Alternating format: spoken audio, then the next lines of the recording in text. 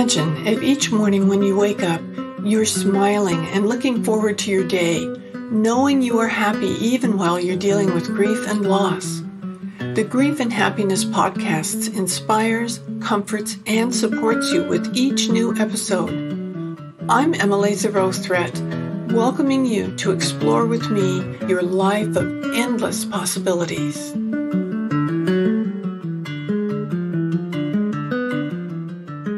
Aloha. I'm so happy that you came today to hear my very special guest, Greg Barnsdale, and he's in Canada. I was going to say sunny Canada, but I'm not sure it is right now.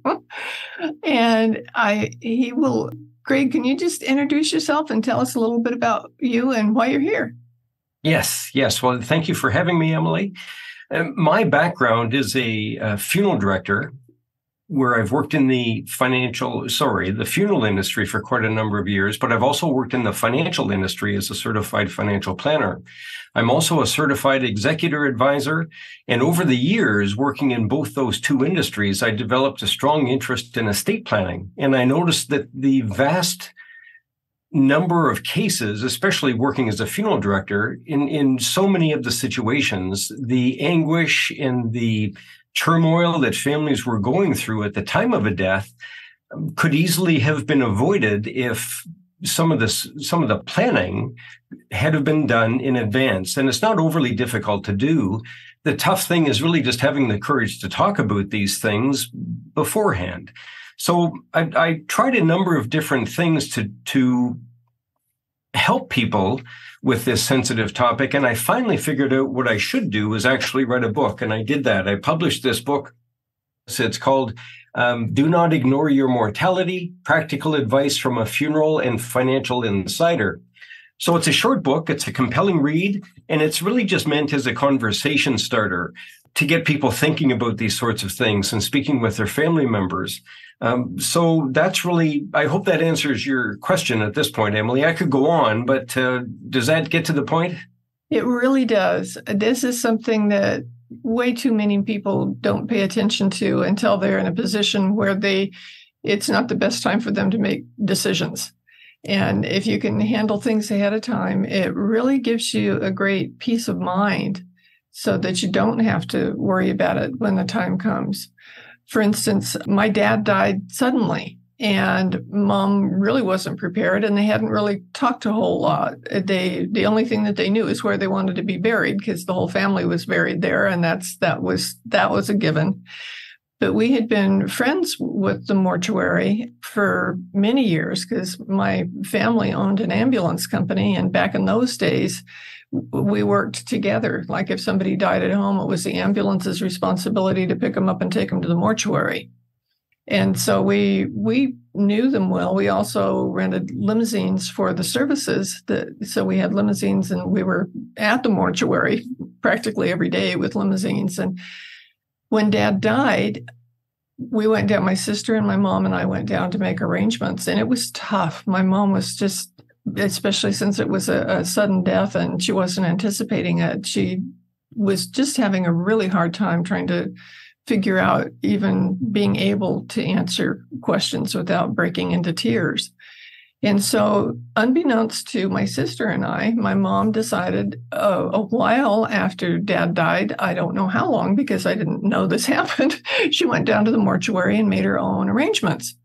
And I thought that was great when I found out. And so when my sister and I went to the mortuary to make Mom's arrangements, they said, well, she did everything beforehand. Everything's paid for.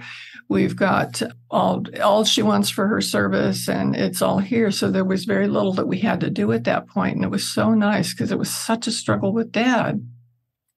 And a couple of weeks after that, we got a letter from the mortuary saying, we were looking into your mom's account, and we discovered that she had done the same thing twice. And they had recorded everything twice and collected a payment twice for the whole thing. Wow. And it really surprised me since it was a small town and we knew them well. You'd think that they would have noticed that they did that. And I thought, well, I'm at least glad that they're ethical enough to tell us now and refund the money, because they could have kept the money and we never would have known the difference. So for me, that was a real lesson to make sure that everything's taken care of ahead of time. And that way you'll know what you want and you know that that's what you're getting. And in your situation with the financial planning, I wish Mom would have had that, because she ultimately died of complications with a brain tumor. And that went on for about a year before she died, the things that were going on. And I was trying to take care of her, but I didn't. She had assured me that all of her financial things were taken care of. They had them on automatic payments, and we owned a company, and the company took care of a lot of things. And so I discovered during that time that she might have thought things were arranged for, but they weren't. And trying to find accounts and what was what and where it was a real challenge. So you're a blessing to people to be able to get to work with you who have the skills and availability on both sides. The other thing for your listeners to understand, Emily, is that I don't provide one-on-one advice anymore. All I'm basically doing now is following this marketing program to market my book across Canada and the United States. So and that's where my passion lies, is in this. But ironically, after 3 decades of stressing to people that they should get their affairs in order and be prepared for this sort of time in regards to a premature death or even an incapacity, a heart attack or a stroke, and being placed in the hospital, regarding powers of attorney and medical directives, 2 months after I published my book, I was diagnosed with a brain tumor. Fortunately, it was a non-cancerous brain tumor, and I've since had it removed, most of it removed, actually. But it seems that there's a higher power at work in my life, which has spared me almost a death sentence so that I can keep sharing this message, which I think is critically important. And that's wonderful. My mom wasn't lucky enough to have an operable tumor, so we just had to deal with it. And then her sister ended up with the same thing, and I ended up being her executor. And I was grateful for all I learned with Mom. And at least my aunt had made arrangements for me to take care of her affairs beforehand when she could make those kind of decisions. So it's just so important. And I think it's wonderful. Somebody like you could have the health condition that you have and say, okay, I'm not going to do this anymore. And a lot of us would have missed out on your book and all that you're doing to help people. Well, it's just starting to get traction, Emily, but I recently found out that a life insurance company here in Canada is making my book the cornerstone of their 2024 sales campaign. And I've also got a bank actually interested in engaging with my message as well. And the Canadian Hospice and Palliative Care Association is looking at engaging with my message in regards to their Advanced Care Planning Day coming up in April of 2024. And I also have 2 prominent financial columnists in the media currently reading my book too. So it's starting to get some traction, but it certainly takes a lot of effort, as you know, being an author yourself. Mm-hmm. It does. Those are absolutely wonderful resources for you. That's the sort of thing that I have tried to get some traction with, and I haven't had a lot of luck with that. I think it's because it's grief, and it just basically dealing with grief and finding happiness. And I know a lot of people still say you can't be happy and grieve at the same time. And that's my whole mission, is to show people that they can.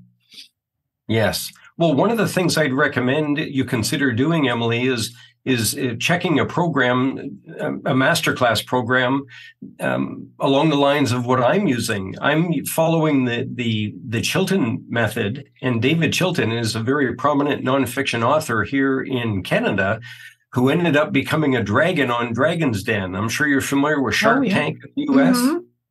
Well, he has the Canadian version is Dragon's Den, and David Chilton was a dragon for 3 seasons, but I'm following his masterclass in regards to publishing and marketing a good nonfiction book. So his strategies are proving to be very extremely helpful, actually. That sounds great. I will definitely look into that. I think we all can support each other and help each other out with things like that, because there's a lot of authors out there, and there's some wonderful things that are available that in the days past where you couldn't have as easy access to publication as we do now.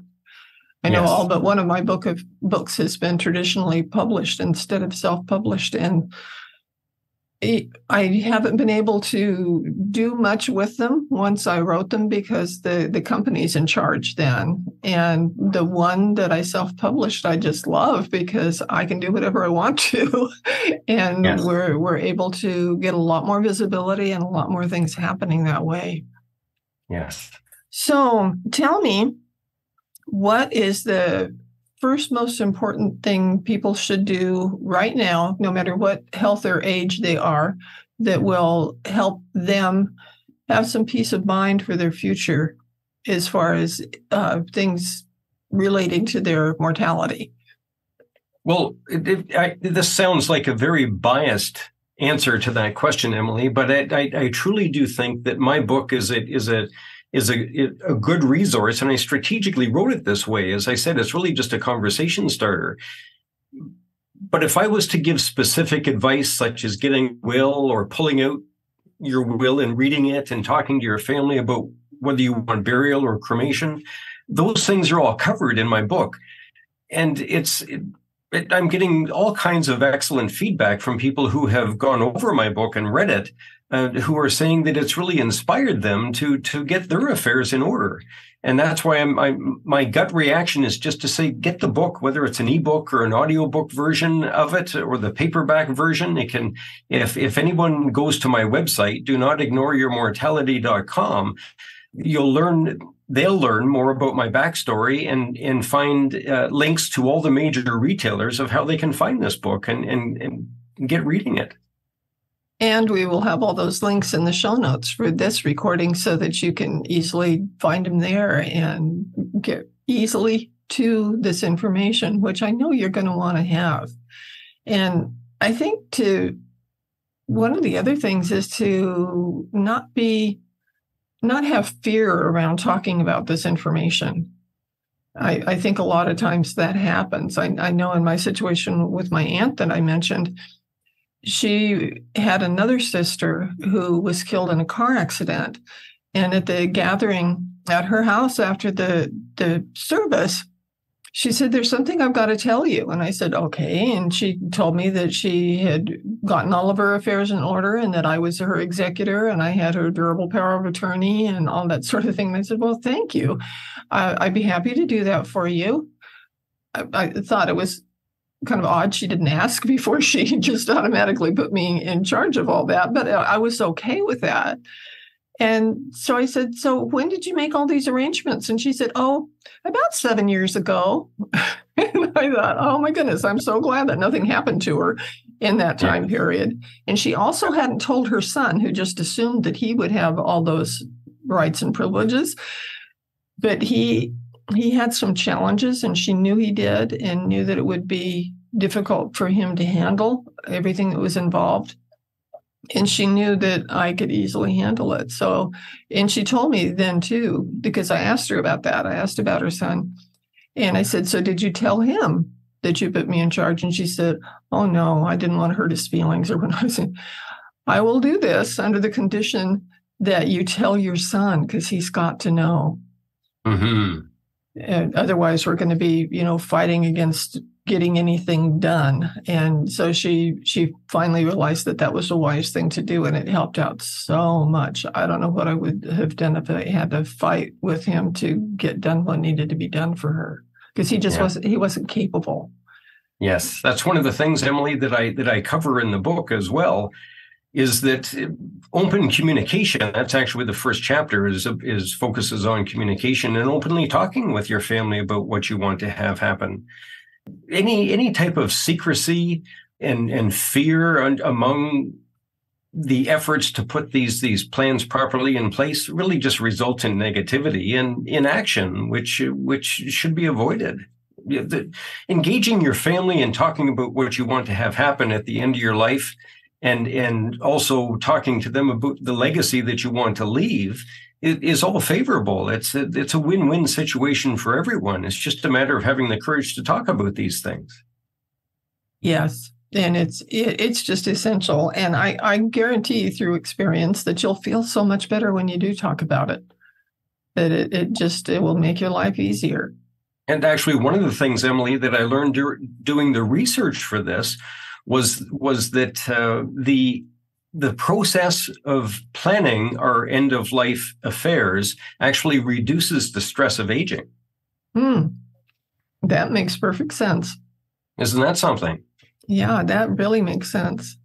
Yes. I think of people that I've known that are older couples that hadn't made any arrangements, and when one of them goes, the other one is so lost and has had no idea what to do. Yeah. And that makes it really hard. Yeah. My own grandmother, after my grandfather died, she ended up getting her driver's license at the age of 70. Wow. Isn't that bizarre? And she drove for 10 years and gave it up after that. But I can't imagine trying to get your driver's license at the age of 70 after your spouse has driven you all over the place for your full married life. That's bizarre. It is, but there are lots of people like that. With my situation, my mom lived about 6 years after my dad died, and she drove wherever she wanted to go and did whatever she wanted to do with the car. And she got to the point once we realized what was going on with her, that it was not safe for her to do that. And she would say, okay, I won't drive. And then as soon as we were out of sight, she'd be back in the car. So we finally arranged, my daughter and I lived about an hour away from where mom was. And so I took my daughter up with me one day, and my daughter just drove her car home to her house an hour away, where mom didn't know where it was. And mom had told my daughter at some point that she wanted her to have the car after she died. Didn't put it in writing, but she told her that that's what she wanted to have done. So we didn't really feel bad about doing that. But when I would take her to the doctor before this happened, every time, it didn't matter what kind of doctor it was that I took her to, she said, I want you to make sure that I can drive, that you don't take away my driving privileges. And I was always standing behind her going, no. and the doctors fortunately paid attention to me, and because she actually ended up not having her driver's license anymore. And she wouldn't drive without her driver's license, but she was sure trying to talk the doctors into helping her get it back. And that wasn't going to happen. Well, and none of us want that type of control taken away from us. That's our freedom, is being able to hop in a vehicle and go and do what we want to do. And having that stripped from us, it is just another sign that our life is coming to an end, which is not an overly uplifting thought, but it is something that we all have to face. That's right. And I don't know if you've noticed this, and maybe it's just because I do all this work around grief and dying and things like that.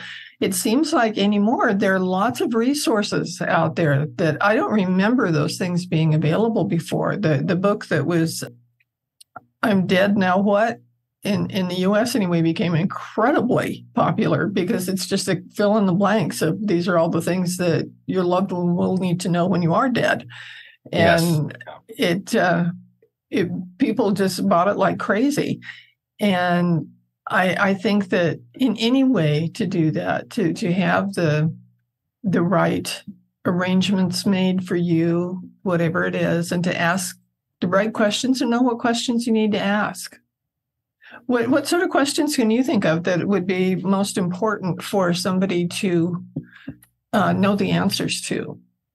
Well, at the end of the 5 chapters in my book, I raised some good questions for people to ask of their family members, such as, At the time of hearing about a family member or a friend who's hospitalized or going through some issues like that, that's a perfect time to bring up these points with your own family, because it's top of mind. They're in the mode of thinking about it. To say something like, well, when I get to the point, this is what I want, or who do you think is best to help sort through these sorts of things at that time? How will you remember me when I'm gone? Did you know that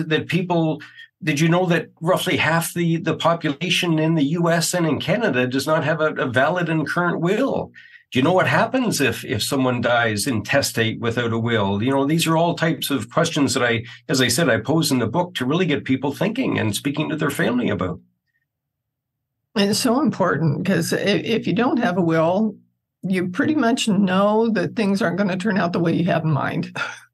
Yes, well, a will is the only way, Emily, that people can nominate who is to wrap up their life. That's rather important. It really is. And it's not always easy to talk to your family. I know when I was trying to tell my daughter once what I wanted, and she just said, "No, I don't want to hear it. I'm not going to talk about it. You're not going to die." This is an incredibly intelligent girl with a fabulous career that she knows better than that. And she would be giving the same advice to somebody else of finding out what you need. But when it came to her, at that point anyway, she couldn't handle it. So find a way to be able to actually communicate with who you need to communicate with. Yes. And another thing I point out is that the timing may not be right. Mm-hmm. But and it's hard to know when the timing will be right, because it may never be right. And you may just have to keep bringing these things up over and over and over again. And I've when I worked as a financial advisor, I would often suggest that clients go home and talk to their children about what, we had discussed and how they want this to be done or that to be done, or where to find their important papers, or that they were thinking about getting more life insurance, or whatever the case may be. And as you said, there's a lot of children who just put up the wall and say, well, I don't want to talk about this. But when are you going to talk about it then?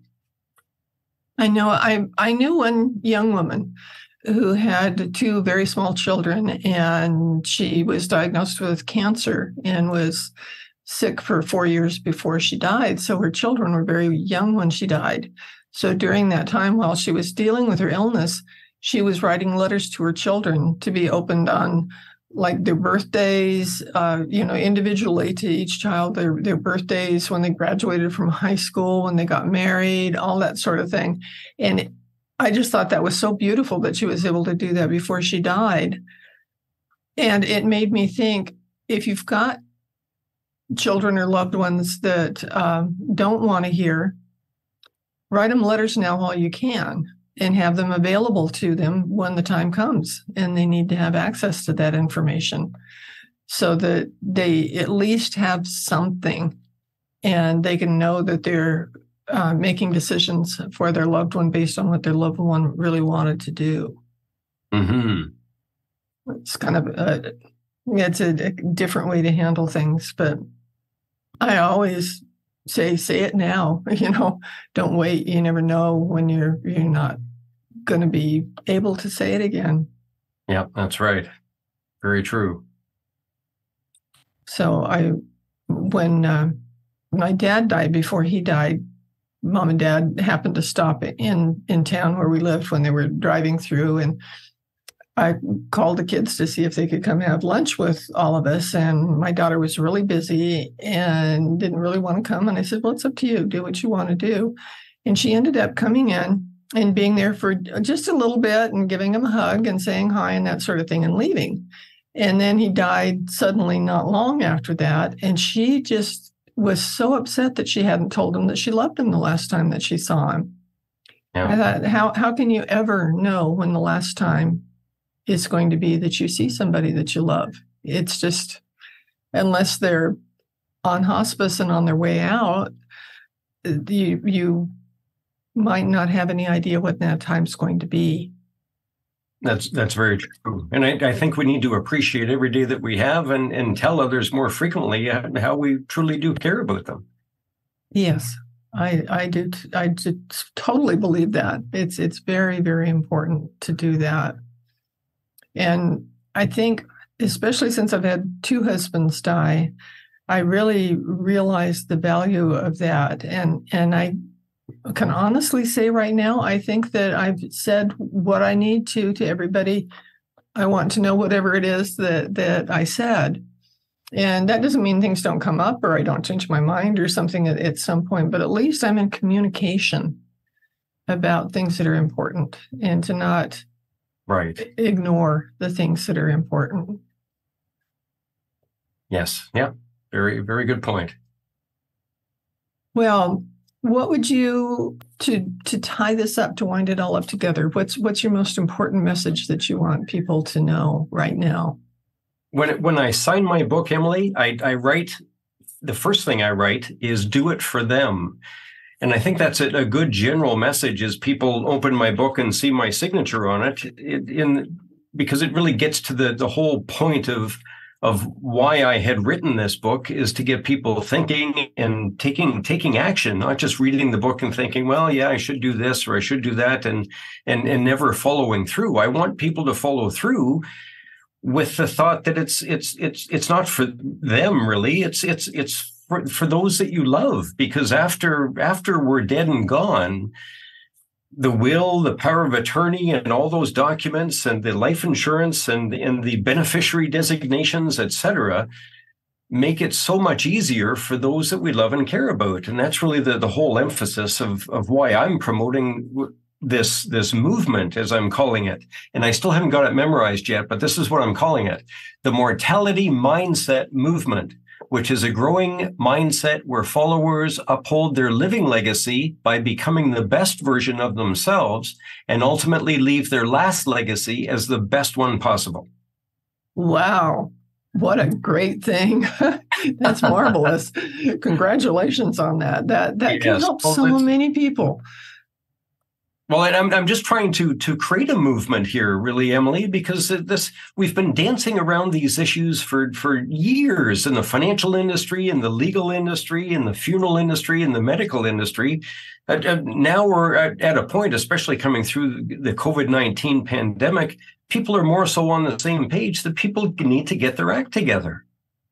Yeah, I think probably the pandemic did more good than anything else toward getting people to wake up and pay attention to these issues, that it is really important.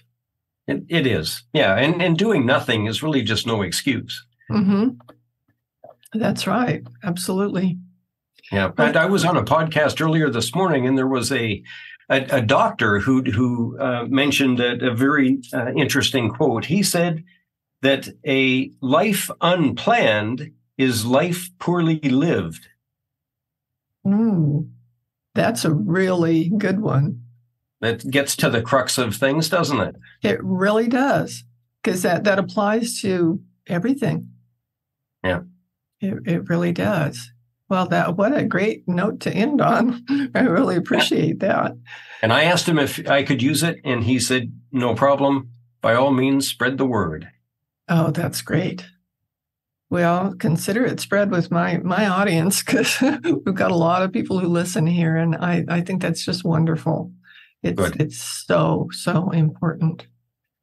So for my listeners, I will have on the show notes all the links where you can get a hold of the book, where you can get a hold of this marvelous guest, however you would like to do that. And I encourage you all to pay attention to his suggestion here, because it really can bring you a lot of peace of mind. So thank you for listening, and thank you for being here. And we will see you again next time. Thank you. Do you want more comfort, support, and happiness? Join the Grief and Happiness Alliance. Visit my website at lovingandlivingyourwaythroughgrief.com and read my book, Loving and Living Your Way Through Grief. Be sure to subscribe to our podcast, rate it, review it, and binge on all our episodes on grief and happiness. I can't wait to welcome you back to another episode.